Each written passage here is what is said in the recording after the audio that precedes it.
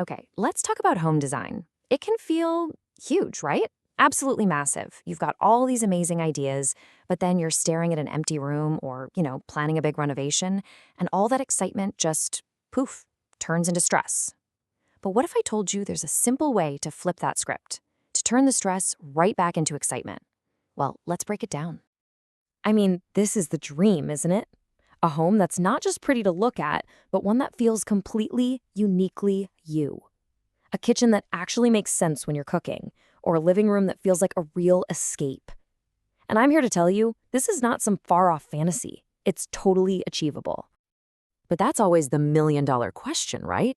Where on earth do you even begin? Do you pick out the sofa first? The paint? What about the floors? It's so easy to get completely stuck, just paralyzed by all the decisions. And listen, if that sounds familiar, you are so not alone. But here's the secret, the thing that changes everything. Great design isn't some kind of magic talent you're born with. Nope. It's all about having a process, a simple step-by-step plan that's going to save you so much time, money, and yeah, a ton of headaches. All right, first things first, and this is so, so important.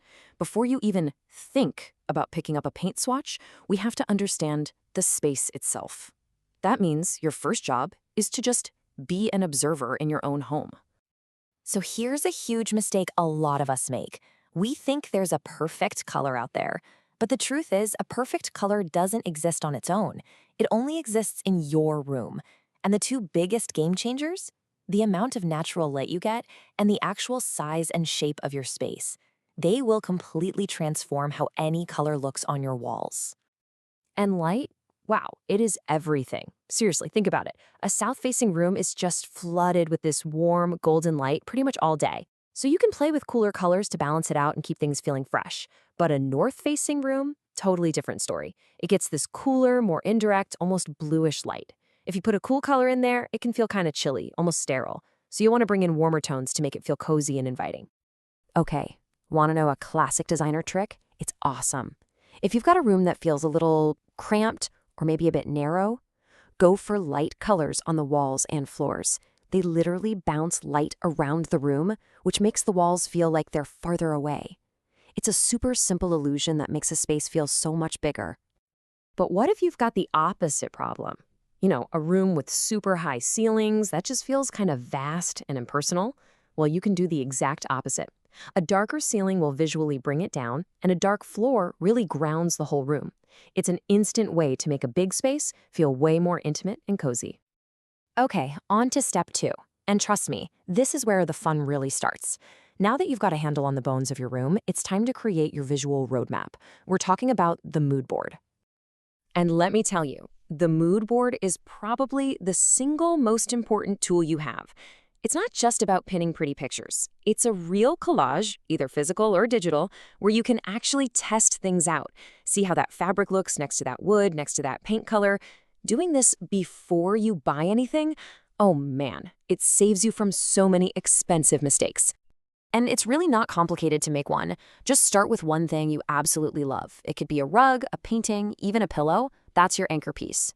Then you pick a main color for the big stuff, like your walls. After that, pull 2 or 3 accent colors straight from that anchor piece. And the final touch, add in different textures, little samples of wood, metal, maybe a piece of a chunky blanket, just to see how it all feels together. All right, so we've got the vision, we've got the vibe. Now for step 3, we've got to get practical. It's time to talk about layout. And the number one rule here is simple. Function always comes before form. How are you actually going to live in this room day in and day out? This quote just hits the nail on the head. You know a poorly planned room when you feel it. It's that coffee table you're always knocking your shin on, right? Or that cabinet door that won't open all the way because the fridge is in the way.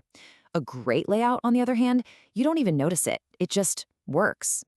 And honestly, there's no better place to see this in action than the kitchen. I mean, the kitchen is the absolute workhorse of the home, so its layout needs to be incredibly efficient. Which brings us to a classic design rule, the kitchen work triangle. It's super simple.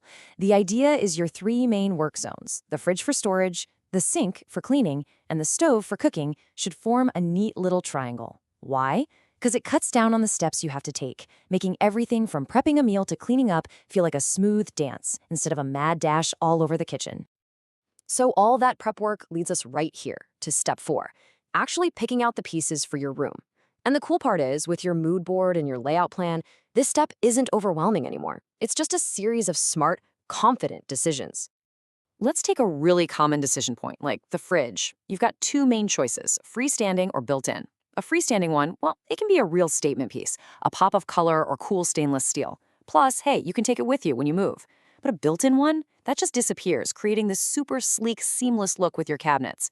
And here's the thing, neither one is better. It just totally depends on the look and the function you decided on back in your planning stages. So, before you pull the trigger and buy anything, run it through this quick 4-question checklist. Number 1, does this fit my mood board? Is it part of the vision? 2, does it actually do something I need it to do? 3, is it the right size for my room? And 4, the big one, can I afford it? Seriously, this little mental gut check will save you from so many impulse buys. And that brings us to our last section, putting it all together and finally building that dream space. Look, if you remember just one thing from all this, let it be this. The process is your best friend. The process is everything. When you take the time to understand your space, make a visual plan, think about function first, and then make smart choices, you're in control. All the guesswork, all the stress, it just melts away. You're not just decorating. You're building a solid foundation for a design you're going to love. And hey, this is not about snapping your fingers and having a perfect magazine-ready room tomorrow. It's about making small, thoughtful steps in the right direction. So my question for you is, after hearing all this, what's the very first step you're going to take to start transforming your space?